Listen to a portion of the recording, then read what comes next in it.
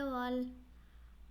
இன்றைக்கி நம்ம என்ன டாபிக் பார்க்க போகிறோன்னா பேலன்ஸ்ட் லைஃப், அதை பற்றி தான் பார்க்க போகிறோம். இப்போ நமக்கு ஒரு 10 வேலைகள் நம்மக்கிட்ட இருக்குது அப்படின்னா, நான் எல்லா வேலைக்கும் ஈக்குவலான டைம் கொடுத்து ஈக்குவல் ப்ரையாரிட்டி கொடுத்து ஒர்க் பண்ணுவேன், எல்லா வேலையும் ஆன் டைமில் அப்போ என்னையால் முடிக்க முடியும் அப்படின்னு நம்ம சொல்கிறோன்னா அது உண்மை கிடையாது, அது ஒரு பொய். ஏன்னா நம்மளோட லைஃப்பில் எல்லா வேலையும் நம்ம பேலன்ஸ்டாக பண்ண முடியும் அப்படிங்கிற ஒரு சிச்சுவேஷன் எப்போவுமே நமக்கு வராது. எப்போவுமே நம்ம ஒரு வேலையை செஞ்சுட்டு நமக்கு அடுத்து டைம் இருந்தால் தான் நம்ம அடுத்த வேலையை அப்ரோச் பண்ண முடியும். ஸோ ஒரு நாளோட முடிவில் கண்டிப்பாக நம்மளால் பண்ணி முடிக்க முடியாத வேலைகள் அப்படின்னு நிறைய வேலைகள் எப்போவுமே மிஞ்சி தான் போகுது. இப்போது அந்த காலத்தில், கற்காலத்தில் மனிதர்கள் எப்படி இருந்தாங்க அப்படின்னா, அவங்களோட ஒரே வேலை அவங்களுக்கு உணவு தேடுறது. அதாவது ஏதோ ஒரு அனிமலோ இல்லை ஏதாவது சாப்பிட்றதுக்கு தாவரங்கள் ஏதோ ஒன்று அவங்க சாப்பிட்றதுக்கு தேவையான பொருட்களை கண்டுபிடிச்சி அதை சமைச்சு சாப்பிட்றது தான் அவங்களோட ஒரே ஒரு வேலையாக இருந்தது. அதுக்கப்புறமா நாகரிகம் வளர்ந்து இப்போ மனிதனுக்கு விவசாயம் பண்ணி அவனோட உணவை அவனே உற்பத்தி பண்ணுறதுக்கான அறிவு வந்ததுக்கு அப்புறமா விவசாயிகள் உருவானாங்க. விவசாயிகள் அவங்களுக்கு தேவைக்கு அதிகமான உணவுப் பொருளை உற்பத்தி செய்கிறப்ப இன்னும் நிறைய ப்ரொஃபஷன்ஸ்லாம் உருவாச்சு. என்ன மாதிரி ப்ரொஃபஷன் அப்படின்னா, இந்த மாதிரி மர வேலைகள் பண்ணுறவங்க, கற்களை வச்சு சிலைகள், கற்களை வச்சு பொருட்கள் செய்கிற சிற்பிகள், அதுக்கப்புறம் ஆசிரியர்கள், இன்னும் கலை பொருட்கள் செஞ்சு கொடுக்குறவங்க, இந்த மாதிரி நிறைய விதவிதமான வேலை வாய்ப்புகள் இல்லை விதவிதமான நிறைய பொசிஷன்ஸ், ப்ரொஃபஷ்னல் உருவாக ஆரம்பித்தாங்க.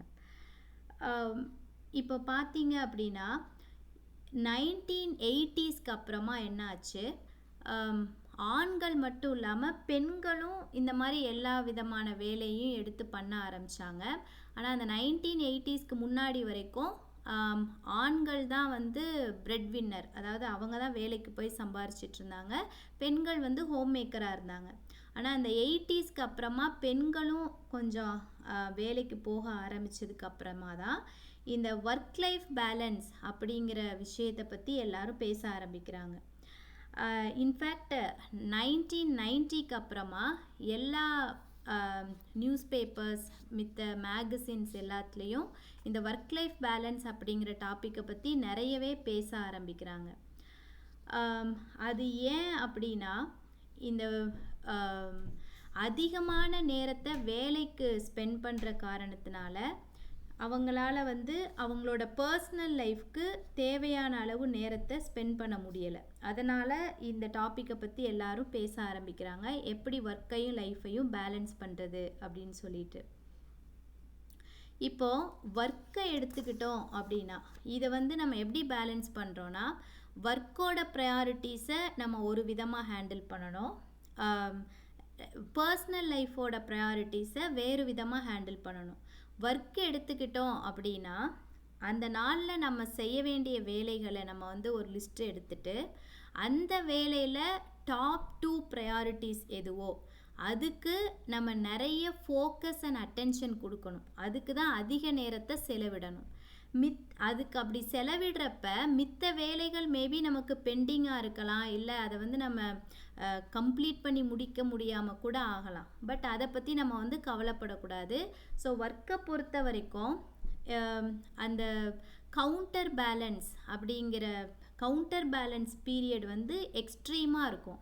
அதாவது நம்ம அதை மிடில் வச்சு நான் எல்லா ஒர்க்குக்கும் ஈக்குவலான டைம் ஸ்பெண்ட் பண்ணி ஒர்க் பண்ண போகிறேன் அப்படின்னு நம்ம நினைக்காம, எந்த வேலைக்கு எக்ஸ்ட்ரீம் ஃபோக்கஸ் அண்ட் அட்டென்ஷன் தேவைப்படுதோ அந்த ப்ரையாரிட்டைஸ் பண்ண அந்த ஒர்க்குக்கு நம்மளோட எக்ஸ்ட்ரீம் ஃபோக்கஸ் அண்ட் அட்டென்ஷனை கொடுத்து ஒர்க் பண்ணோம் அப்படின்னா லீஸ்ட் ப்ரையாரிட்டி ஒர்க் நம்ம அப்படி இக்னோர் பண்ணலாம்.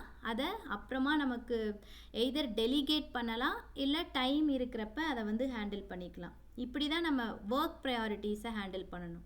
இதே நம்ம லைஃப் எடுத்துக்கிட்டோம் அப்படின்னா லைஃப்பில் வந்து எல்லா வேலைகளுக்கும் ஈக்குவல் ப்ரையாரிட்டி கொடுக்கணும். அதாவது நம்மளோட ரிலேஷன்ஷிப்ஸ் கரெக்டாக மெயின்டைன் பண்ணுறதுக்கு, ஃப்ரெண்ட்ஷிப் மெயின்டைன் பண்ணுறதுக்கு, அதுக்கப்புறம் நம்மளோட ஹெல்த்து, மெயினாக நம்மளோட ஹெல்த் மெயின்டைன் பண்ணுறதுக்கு, இந்த மாதிரி ஒரு விஷயத்துக்கும் நம்ம கவனமாக ஈக்குவல் ப்ரையாரிட்டி கொடுக்கணும். எதுவுமே வந்து இது அவசியம் இல்லை அப்படின்னு நம்ம வந்து அதுக்கு கவனம் கொடுக்காம இருந்தோம் அப்படின்னா அது வந்து நமக்கு தவறான விளைவுகளை ஏற்படுத்தும். ஸோ பர்சனல் லைஃப்பை பொறுத்த வரைக்கும் நம்ம extreme counter balance method follow பண்ணக்கூடாது. அதுக்கு ஆல்மோஸ்ட் ஈக்குவல் ப்ரையாரிட்டி கொடுத்து எல்லாமே ஒர்க் பண்ணணும். இப்போ இந்த நேரம் அப்படிங்கிறது நம்ம யாருக்காகவும் எப்போவும் வந்து வெயிட் பண்ணாது. இப்போ வந்து ஒரு ஸ்மால் ஸ்டோரி சொல்லணும் அப்படின்னா, ஒரு கணவன் மனைவி இருக்காங்க. கணவர் வந்து என்ன பண்ணுறாரு அப்படின்னா அவங்களோட ரிட்டையர்மெண்ட் லைஃப்பில் வந்து சந்தோஷமாக அவங்களோட ரிட்டையர்மெண்ட் லைஃப்பை வந்து ட்ராவல் அண்ட் அதர் ஆக்டிவிட்டீஸ் மூலமாக ஸ்பெண்ட் பண்ணணும் அப்படிங்கிறதுனால அதுக்காக நிறைய மணியை வந்து சேர்த்து வச்சிட்ருக்காரு. அவரோட டே டு டே லைஃபுக்கு அவர் தேவையான அளவு மணி வந்து எதையும் உபயோகிக்காமல் நிறைய மணியை வந்து சேமித்து வச்சிட்ருக்காரு. அதே மாதிரி அந்த ஒய்ஃப் வந்து என்ன பண்ணுறாங்க அப்படின்னா அவங்களோட ரிட்டையர்மெண்ட் லைஃப்பில் யூஸ் பண்ணுறதுக்காக நிறைய ஆடைகளை சேர்த்து வச்சிட்ருக்காங்க. இப்போ ஒரு பாயிண்ட் ஆஃப் டைமில் என்ன ஆகுது அப்படின்னா அந்த ஒய்ஃப் வந்து அவங்க ரிட்டையர்மெண்ட் ஏஜை வந்து ரீச் ஆகிறதுக்கு முன்னாடியே இறந்து போயிடுறாங்க. அப்போது அவங்க சேர்த்து வைத்த ஆடைகளையும் அவங்களால உபயோகிக்க முடியலை. அந்த கணவர் வந்து யாரோட சேர்ந்து அவரோட ரிட்டையர்மெண்ட் வாழ்க்கையை வாழ்கிறதுக்காக அந்த மணியை சேர்த்து வச்சாரோ அந்த பர்சனும் இப்போ இல்லை.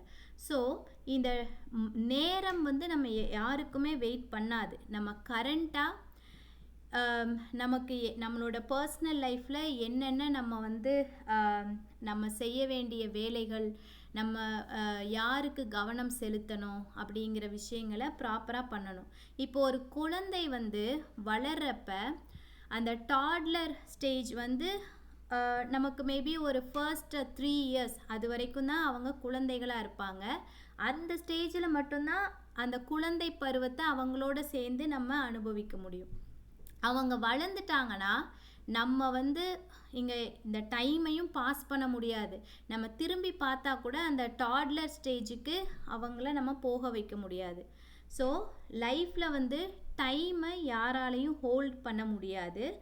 அதனால் பர்சனல் லைஃப்பில் நம்ம கொடுக்க வேண்டிய ப்ரையாரிட்டிஸை அந்தந்த நேரத்தில் ப்ராப்பராக கண்டிப்பாக கொடுத்தே ஆகணும். இந்த மாதிரி இந்த கான்செப்ட் சொல்கிறது படி ஒர்க் அண்ட் லைஃப்பில் தேவையான அளவு ப்ரையாரிட்டிஸை கொடுத்து நம்ம லைஃப்பை வந்து பேலன்ஸ்டாக வச்சுக்கிட்டோம் அப்படின்னா நம்மளோட லைஃப் வந்து ஹாப்பியாக இருக்கும். தேங்க்யூ.